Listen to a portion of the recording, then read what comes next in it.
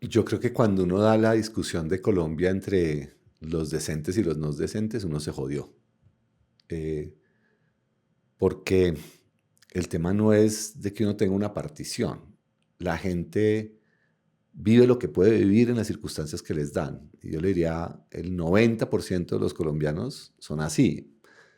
La gente mucha no tiene opción. No tiene opción en el trabajo, no tiene opción en los municipios. Usted habla con policías que van a Caquetá, que van a Putumayo, que van a Bichada, a Chocó, a Nariño, a La Guajira. Y si hacen lo que ellos moralmente creen que está bien, están solos. Y no saben en quién confiar y no saben si el comandante los va a entregar y por eso los van a matar. Entonces la gente no tiene opción. Y el pensar en el free will, la libertad y que la gente tiene su conciencia y su moral y actúa libremente, eso solo es cierto cuando hay un Estado que funciona. Y en Colombia no hay un Estado que funciona en el 90% del territorio. A mi hijo Lucas lo atracaron en Medellín la semana pasada, ¿sí? Y se lo llevan unos tipos que dicen que son de la oficina Envigado y lo intimidan y lo llevan a un parque donde están metiendo droga y obviamente le quitan todo, pues afortunadamente no le hicieron nada, pero después él va a un CAI, un policía y le dice, no, chino, lo que pasa es que a usted le falta calle, ¿sí?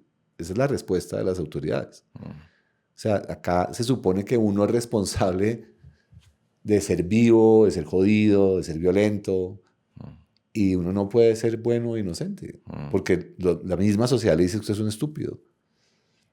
Y es porque no tenemos Estado.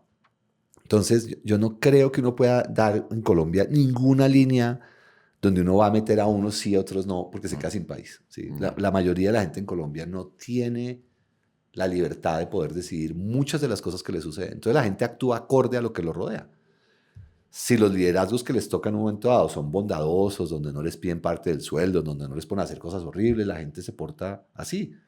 Si usted llega y le toca a otro que le dice haga esto, haga eso, y le dan plata y le dejan un paquetaco de billetes, usted opera así. Usted puede operar para aquí o para allá. Y no es que usted sea intrínsecamente ni una cosa ni la otra. Las circunstancias determinan muchísimo lo que la gente vive. Y la gente es increíblemente vulnerable. O sea, usted habla con todo el mundo que usted hable, el susto que la gente tiene, el susto que lo voten, el susto que lo amenacen, que lo maten, que le hagan algo a los que usted quiere. Yo creo que tenemos un país de gente muy vulnerable, ¿sí? Y algunos tenemos la suerte, y somos muy pocos, que podemos decir estas cosas y podemos actuar con eso porque tenemos la libertad de podernos ir, ¿sí? Yo tuve la suerte de una educación y una formación y un relacionamiento en que yo me puedo ir de Colombia. Pero es por eso que soy libre, no porque Colombia me haga libre. Y los que nos podemos ir no llegamos al 1%, ¿sí? O sea, todos los demás están aquí amarrados, hermano, hasta el final de sus días.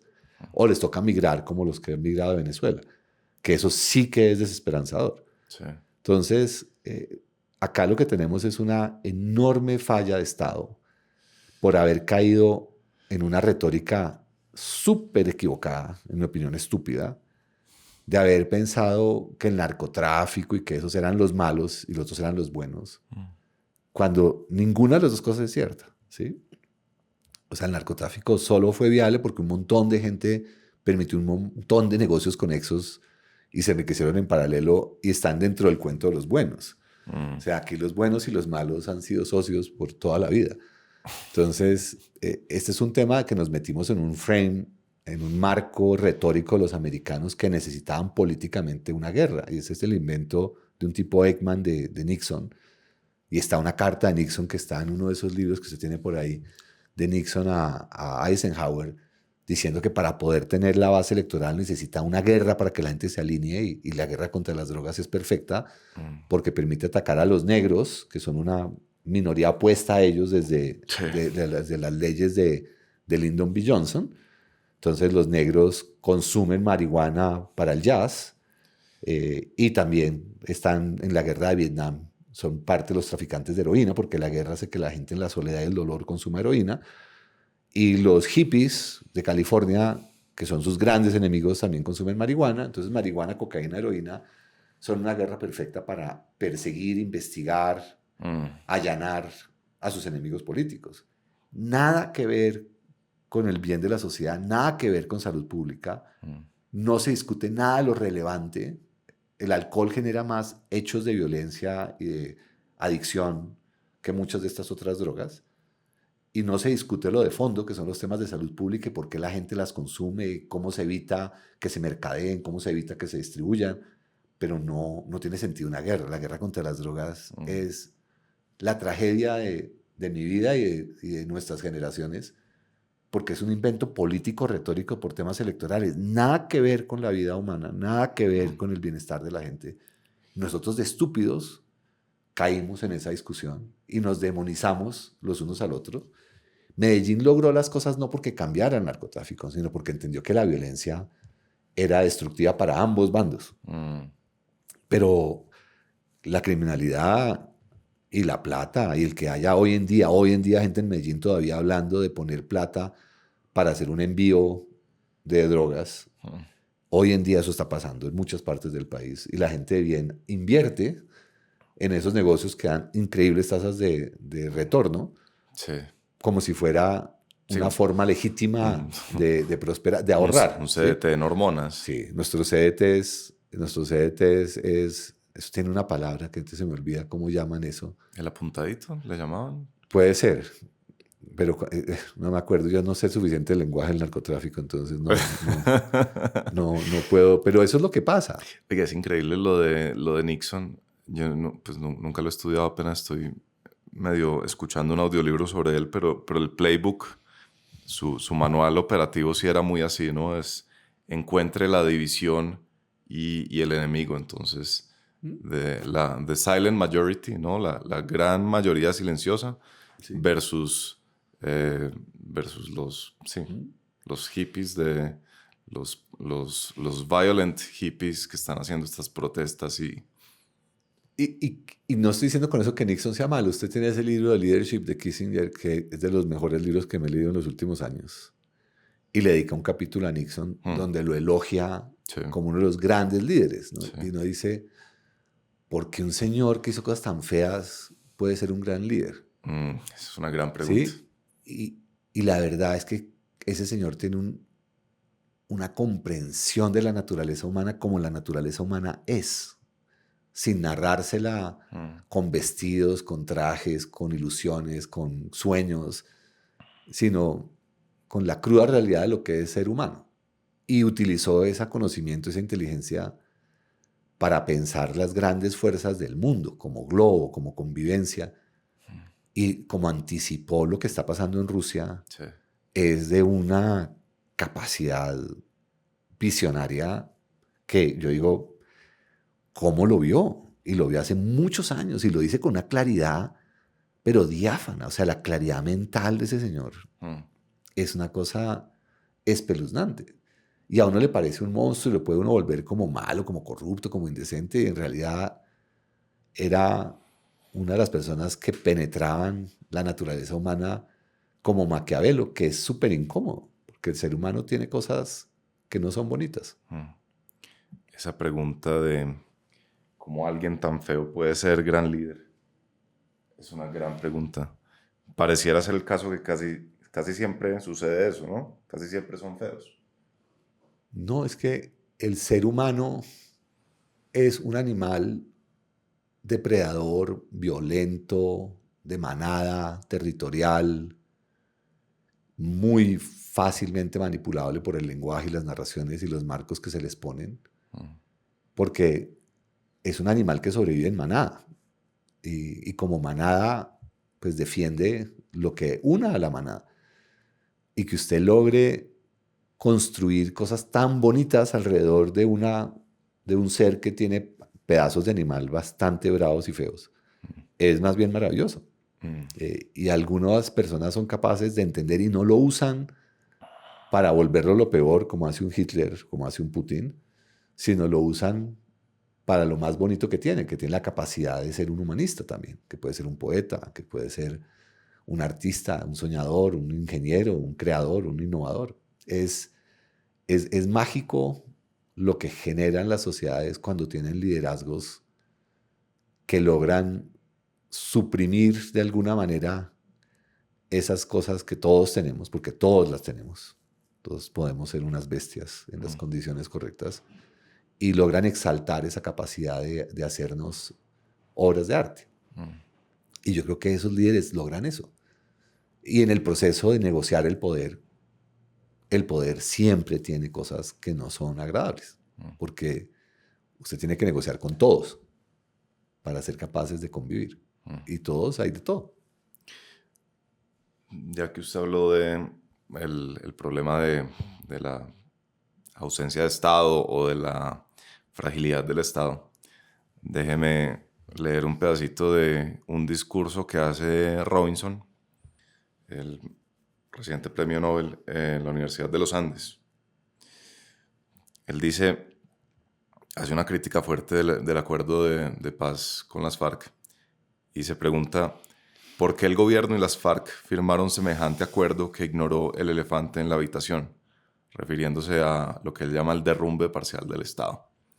Creo que es porque el gobierno no está interesado en cambiar a Colombia. Las élites políticas colombianas tienen una narrativa de que Colombia es un país exitoso que ha tenido mala suerte. Mala suerte con la Revolución Cubana, mala suerte con la coca, mala suerte con Pablo Escobar.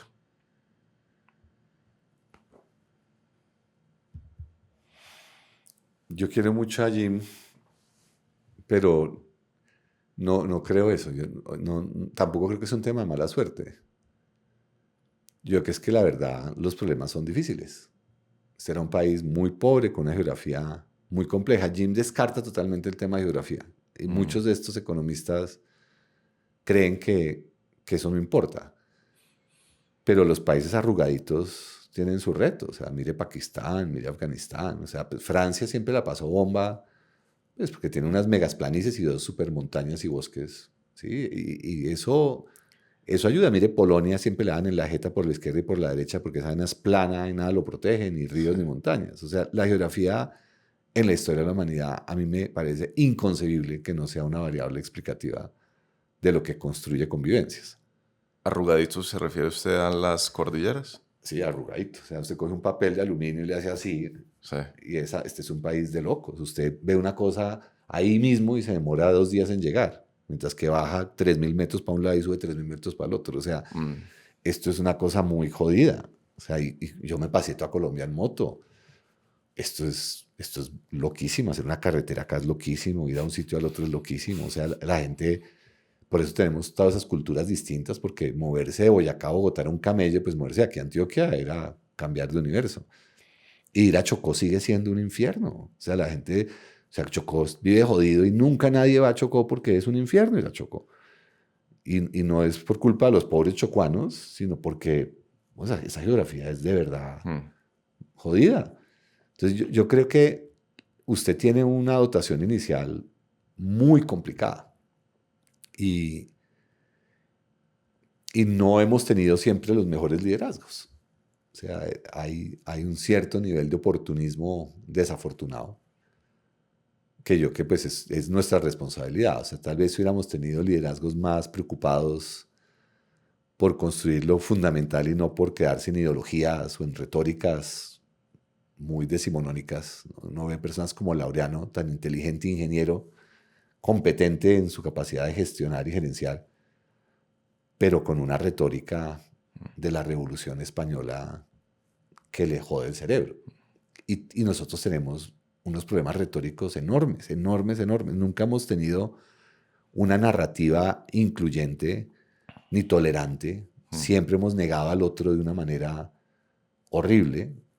Entonces estamos con unos marcos conceptuales muy equivocados y usamos un lenguaje muy violento. O sea, usted oye los ingleses y usted oye un debate en el Parlamento y usted oye el secretario del Parlamento cuando alguien atribuye intenciones y mala fe a otro, inmediatamente, order, eso no vale. En el debate político, usted tiene que obligarse a prohibirse generar emociones como mecanismo de manipulación.